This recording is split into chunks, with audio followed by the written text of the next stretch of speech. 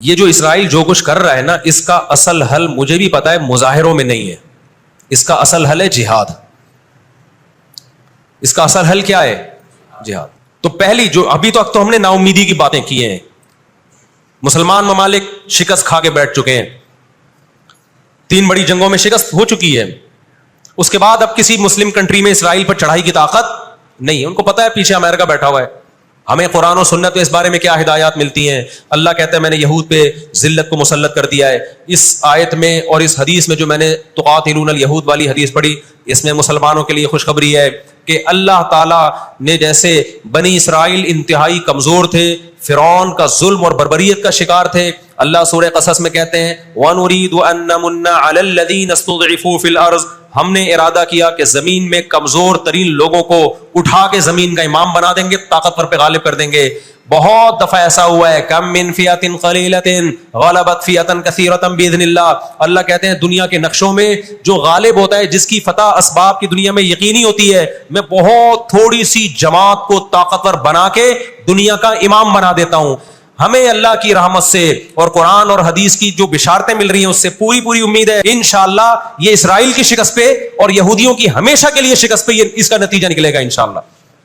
اور نبی صلی اللہ علیہ وسلم کی وہ حدیث پوری ہوگی کہ تمہاری جو بڑی جنگ ہوگی، نبی نے کیا فرمایا؟ اس امت کی ایک جماعت ہمیشہ جہاد کرتی رہے گی. لا یزال طائفۃ من امتی ظاہرین علی الحق. ہر دور میں لڑائی ہوئی ہے، جہاد ہوا ہے.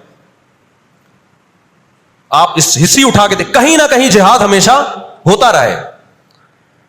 تو آج بھی ایسا ہوگا. اور بالآخر یہ معاملات اگر بین الاقوامی دنیا نے کنٹرول نہیں کیے تو نبی صلی اللہ علیہ وسلم کی پیش گوئیاں انشاءاللہ بہت جلد پوری ہونے والی ہیں. اور یہ جو ان کو عزت ملی ہے نا، یہ اصل میں بہت بڑی ذلت کی تمہید ہے. جب کسی کی بہت بڑی بےزتی کرنی ہوتی ہے تو اس کو پہلے بہت زیادہ عزت دینی پڑتی ہے. ایران میں بہت زیادہ یہودی ہیں، پتہ ہے آپ کو؟ اسرائیل کے بعد سب سے زیادہ یہودی ایران میں ہے. لیکن انہوں نے اپنا نام ایران میں یہود نہیں رجسٹرڈ کروایا، کلیمی رجسٹرڈ کروایا ہوا ہے، موسیٰ کلیم اللہ کی نسبت سے. کیوں؟ ان کو پتا ہے کہ یہود کا لفظ دنیا میں کیا بن چکا ہے؟ گالی. شرم آئے گی کسی کو بتاتے ہوئے کہ میں یہودی ہوں. اس لیے ایران میں انہوں نے اپنے آپ کو رجسٹرڈ کس نام سے کروایا ہے؟ کلیمی کہتے ہیں ان کو.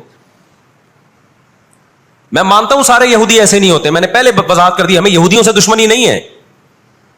کیونکہ قرآن جہاں یہودیوں کی برائی بیان کرتا ہے وہاں قرآن یہ بھی کہتا ہے لیسوا سواء، سارے ایک جیسے نہیں ہیں. قرآن اعتدال سے بات کرتا ہے، سارے ایک جیسے نہیں ہیں. لیکن جتنا شر اور فساد اس قوم میں ہے، قرآن کہتا ہے کہ اتنا دنیا میں کسی اور قوم میں نہیں ہے. لَتَجِدَنَّ أَشَدَّ النَّاسِ عَدَاوَةً لِلَّذِينَ آمَنُوا الْيَهُودَ. اللہ کہتے ہیں تم مسلمانوں کا سب سے بڑا دشمن، دنیا کی جتنی قومیں ہیں ان میں سب سے بڑا دشمن کس کو پاؤ گے؟ یہود کو پاؤ گے.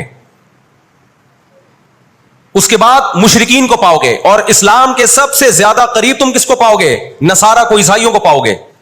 تو آپ صلی اللہ علیہ وسلم نے فرمایا کہ تقاتلون الیہود، تمہاری جنگ کس سے ہوگی؟ یہود سے ہوگی. دجال کس کا سپورٹر ہوگا؟ بولتے کیوں نہیں؟ ابھی تو دجال آیا نہیں ہے اور آپ نے بولنا چھوڑ دیا ہے. جب آئے گا تو پھر تو اچھوں کی بولتی بند ہو جائے گی. کس کا سپورٹر ہوگا وہ؟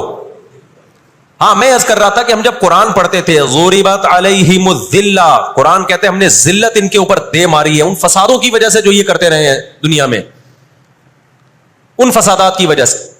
ہم جب پڑھتے تھے ہم کہتے تھے اے اللہ آج تو یہودی ذلیل نہیں ہے. اسرائیل کتنا پاورفل ہے کہ گچی کس کی پکڑی ہوئی ہے؟ اس نے امریکہ کی. ہندوستان کو گچی سے پکڑا ہوا ہے. تو آج تو بڑی عزت ہے. میں نے اپنے استاد سے یہ سوال پوچھا، انہوں نے بڑا معقول جواب دیا اور یہ تفسیر کی کتابوں میں بھی لکھا ہے. دیکھیں آپ یہودیوں کی ہسٹری اٹھا کے دیکھیں نا، ہمیشہ کوئی نہ کوئی ایسا ان پر مسلط ہوا ہے جنہوں نے ان کی شرارتوں کا مزہ ان کو دنیا میں چکھایا ہے. قرآن سے بھی یہ بات ثابت ہے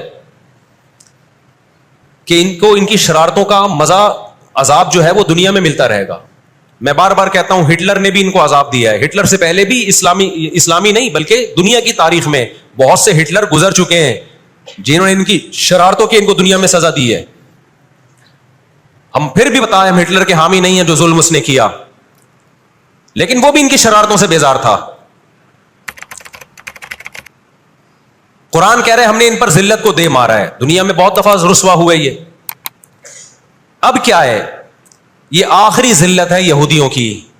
آپ کو معلوم ہونا چاہیے جب دنیا میں کسی کو بہت زیادہ ذلیل کیا جاتا ہے نا تو پہلے اس کو عزت دی جاتی ہے. کسی کے گلے میں آپ جوتوں کا ہار پہنا دو, یہ بھی ایک ذلت ہے. اور ایک طریقہ یہ 3 پیس سوٹ ٹائی میں آپ اس کو صدارت کی کرسی پہ بٹھائیں اور پھر آپ اس کو جوتوں کا ہار پہنا دیں. بتاؤ کون سی بڑی ذلت ہے؟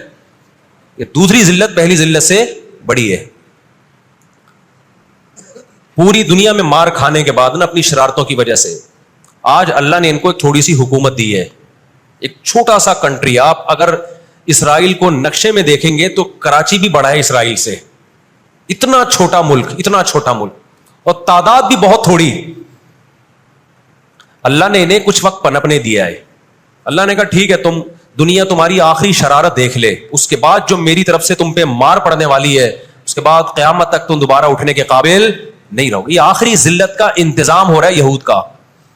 18ویں صدی کے شروع میں, 17ویں صدی کے اینڈ میں, سن 1900 کی بات کر رہا ہوں میں, 1901 1902 کی, اس سے بھی کچھ ٹائم پہلے یہ دنیا میں بکھرے ہوئے تھے.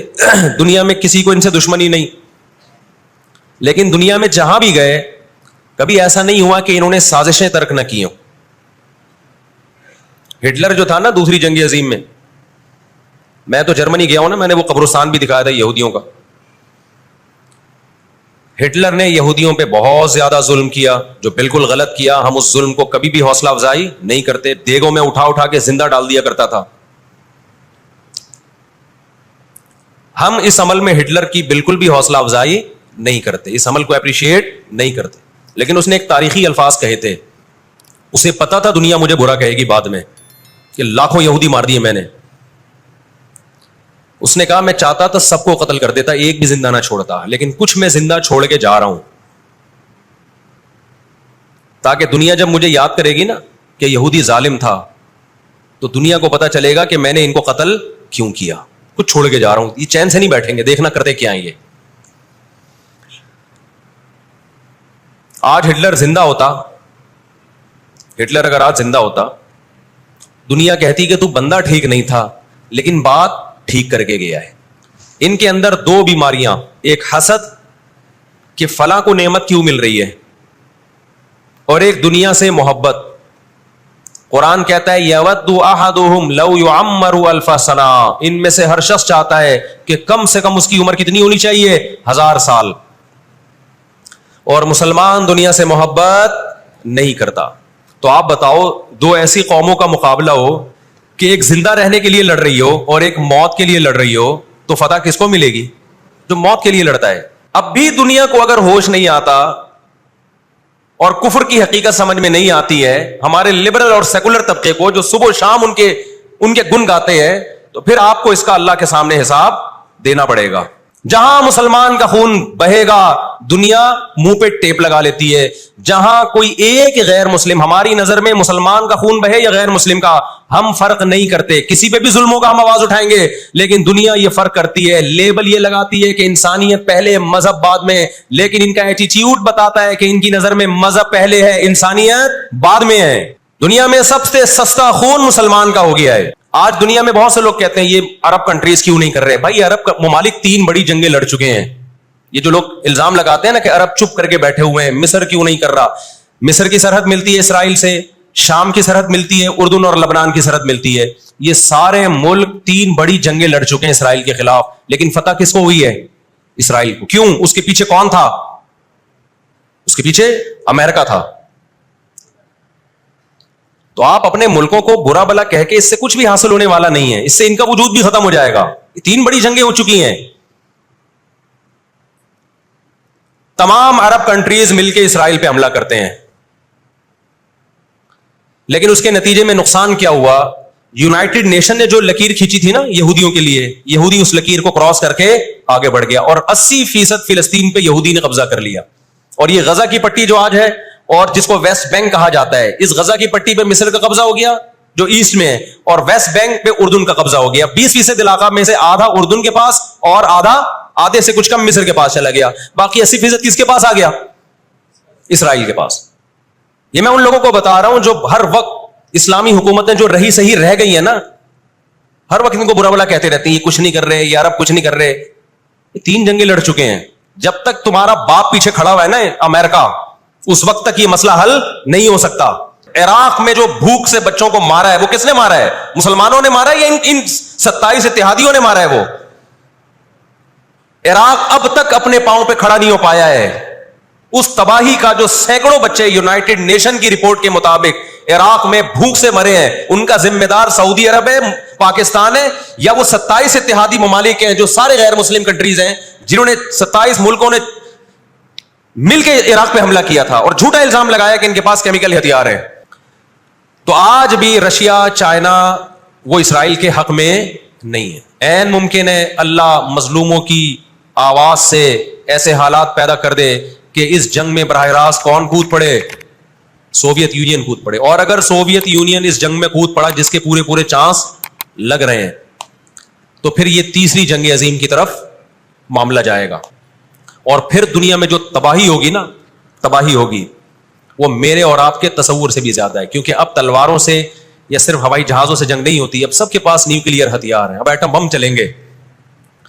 آج اگر دنیا انسانیت پہ رحم کھانا چاہتی ہے, آج اگر امریکہ, برطانیہ, جرمنی, فرانس جو دنیا کے لیڈر کہلائے جاتے ہیں, آج اگر یہ چاہتے ہیں کہ انسانیت کو تباہی سے بچائیں, ان کو کس کا ہاتھ روکنا ہے؟ جو اصل ظالم ہے نا یہودی, اس کا ہاتھ روکنا ہے. تو آج اگر یہ اسرائیل کا ہاتھ زبردستی روک لیتے ہیں تو دنیا بڑی تباہی سے بچ جائے گی. اور اگر یہ دنیا اسرائیل کا ہاتھ نہیں روکتی اور اس جنگ کو بند کرنے کی کوشش نہیں کرتی, تو بھائی جو تیسری جنگ کی طرف معاملات جا رہے ہیں اس کے ذمہ دار یہ لوگ ہوں گے جو دنیا میں تہذیب کے ٹھیکیدار ہیں. مجھے اکثر ایک بات یاد آتی ہے جو میں اکثر اپنے بیانات میں بھی کہتا رہتا ہوں کہ اللہ تعالیٰ نے جو قیامت بنائی ہے نا, آخرت, بہت سے لوگ قیامت کے منکر ہیں نا, وہ کہتے ہیں مر کے مٹی ہو کے ختم ہو جاتے ہیں. سوال پیدا ہوتا ہے کہ دنیا میں اتنا کچھ غلط ہو رہا ہے کہ اگر اللہ نے انسانوں کو مار کے مٹی کر کے ختم کرنا تھا اور حساب و کتاب کا کوئی دن نہیں ہے, پھر معاذ اللہ, اللہ سے بڑا دنیا میں کوئی ظالم نہیں ہے. پھر سب سے بڑا الزام اس خدا پہ ہے جس نے اس کائنات کو بنایا کہ اللہ دنیا میں مظلوموں کو پوچھنے والا کوئی نہیں ہے, تو آخرت میں بھی اگر حساب نہیں ہے تو پھر اللہ میں اور آج کی بڑی طاقتوں میں, ظالم حکمرانوں میں فرق کیا ہو گیا؟ بتاؤ دنیا میں پورا حساب ہوتا ہے کیا؟ بولو بھائی, ہوتا ہے کیا دنیا میں پورا حساب؟ تو ہم اللہ سے دعا کرتے ہیں کہ اے اللہ ہمارے ان مظلوم بھائیوں کی مدد فرما, اور جو بھی ظالم ہیں ان کو ہدایت دے, جو ہدایت کے قابل نہیں ہے اللہ ان کو تباہ و برباد کرے. علماء نے یہ بھی کہا ہے کہ فجر کی نماز میں جو غاصب یہودی ہیں, اسرائیلی ہیں, ان کے خلاف قنوت نازلہ کا بھی اہتمام کرنا چاہیے. تو اس کا بھی موقع ملے تو قنوت نازلہ پڑھنی چاہیے. قنوت نازلہ نبی صلی اللہ علیہ وسلم کی سنت ہے کہ جب کفر کا ظلم بڑھتا تھا تو آپ صلی اللہ علیہ وسلم فجر میں بد دعا کیا کرتے تھے فجر کی نماز میں ان کے لیے. تو اسلام جہاں دعائیں سکھاتا ہے, ظالموں کے خلاف بد دعائیں بھی سکھاتا ہے. اللہ تعالیٰ سمجھنے کی عمل کی توفیق عطا فرمائے.